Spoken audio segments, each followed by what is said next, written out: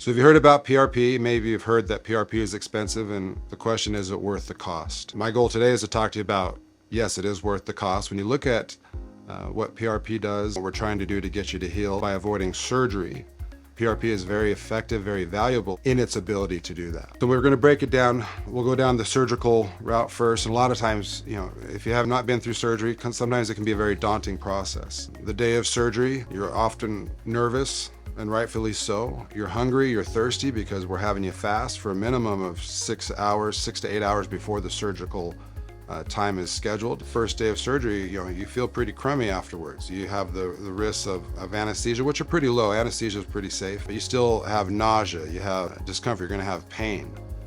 And then you get to pay for all that. And so the cost of surgery, there's usually three main costs, and the first one is the surgery center or the hospital, and that's usually by far the most expensive cost. The next, you're going to have the surgeon fee and then the anesthesiologist fee. It won't come near the cost of the facility. So I've seen patients spend anywhere from, depending on their insurance plan, anywhere from $8,000 to $10,000 just to meet their deductible, and then they still pay a little bit more for one surgical procedure. And so we're talking about PRP and its ability to heal by skipping all the fun days of your surgical day, the intense pain that comes for the first several days to several weeks after surgery, and then the downtime that is required from surgery, especially when it comes with orthopedic surgery in the lower extremities. You're not able to walk on the foot for a period of time, you're not able to move it. PRP kind of skips all that. You're still going to have some discomfort afterwards, but PRP is going to help you heal much faster by speeding up your body's ability to do those things that it's programmed to do.